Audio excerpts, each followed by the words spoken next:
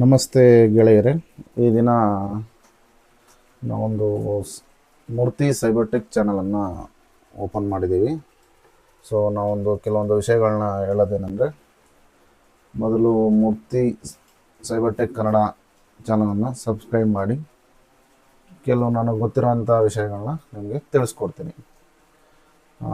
ಗೆಳೆಯರೇ, ಈಗ ನಾನು ಮೊದಲನೇದಾಗಿ ಪ್ರಧಾನಮಂತ್ರಿ ಶ್ರಮಯೋಗಿ ಮನ್ಧನ್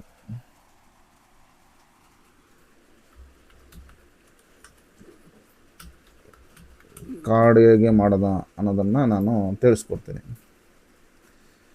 ಮನ್ಧನ್ ಯೋಜನೆ ಅಂತ ಇದು 18ರಿಂದ 40 ವರ್ಷದ ಒಳಗಿನ ಯಾರೇ ಆದ್ರೂ EFPF ಬರದೇ ಇರತಕ್ಕಂಥ ಶ್ರಮಯೋಗಿಗಳು, ಅಂದರೆ ಅಗ್ರಿಕಲ್ಚರ್ಸು ಮತ್ತು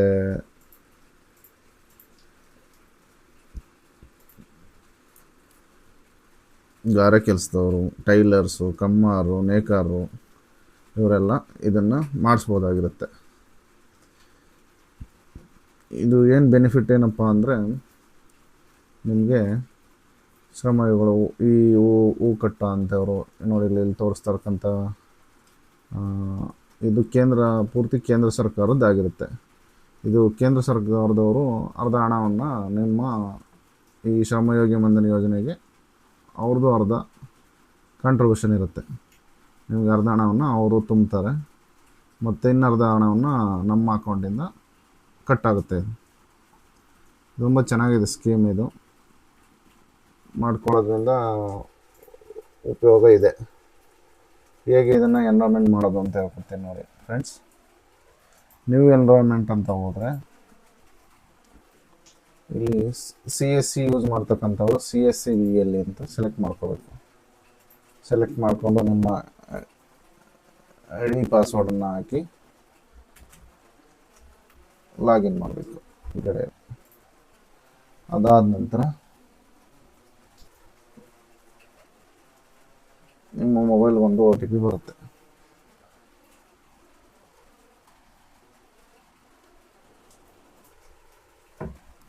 ಸೊ ನೆಟ್ವರ್ಕ್ ಸ್ವಲ್ಪ ಸ್ಲೋ ಇದೆ, ದಯವಿಟ್ಟು ಕ್ಷಮಿಸಿ.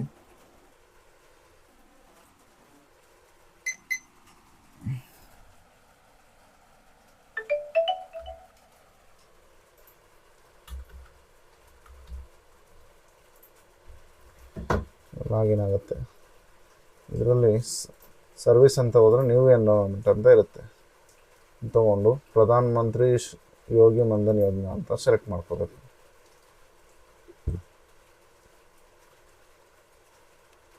ಅವರು ಶ್ರಮ್ ಕಾರ್ಡ್ ಇರೋಂಥವ್ರಿಗೆ ಇದು ಯೂಸ್ ಆಗುತ್ತೆ. ಶ್ರಮ್ ಕಾರ್ಡ್ ಯಾರ್ಯಾರೆಲ್ಲ ಮಾಡಿಸಿದ್ರೆ ಎಲ್ಲರೂ ಇದನ್ನು ಮಾಡಿಸ್ಕೋಬೋದಾಗಿರುತ್ತೆ. 18ರಿಂದ 40 ವರ್ಷ ಒಳಗಿರಬೇಕು. ಪ್ರತಿ ತಿಂಗಳು 55ರಿಂದ 160 ರೂಪಾಯಿ ಒಳಗಡೆ ಕಟ್ಟಾಗುತ್ತೆ. 40 ಏಜ್ ಒಳಗಡೆ ಇರೋರಿಗೆ. ಅಪ್ ಟು 60 ವರ್ಷದವರೆಗೆ ಕಟ್ಟಾಗುತ್ತೆ ಮಂತ್ಲಿ. ಅವ್ರ ಏಜ್ ಮೇಲೆ ತಗೊಳುತ್ತೆ ಅಮೌಂಟು. ಅಲ್ಲೆಷ್ಟು ಬರುತ್ತೆ ಅಷ್ಟನ್ನು ಕಟ್ಟಬೇಕಾಗಿರುತ್ತೆ. ಅದು ಪ್ರತಿ ತಿಂಗಳು ನಿಮ್ಮ ಅಕೌಂಟಿಂದ ಕಟ್ಟಾಗುತ್ತೆ. ಬೇರೆ ಏನಾದರೂ ಡೌಟ್ ಇದ್ದರೆ ಕಮೆಂಟ್ ಬಾಕ್ಸಲ್ಲಿ ಕಮೆಂಟ್ ಮಾಡಿ, ನಿಮಗೆ ಮಾಹಿತಿನ ತಿಳಿಸ್ಕೊಡ್ತೀನಿ. ನಂದು ಧನ್ಯವಾದಗಳು.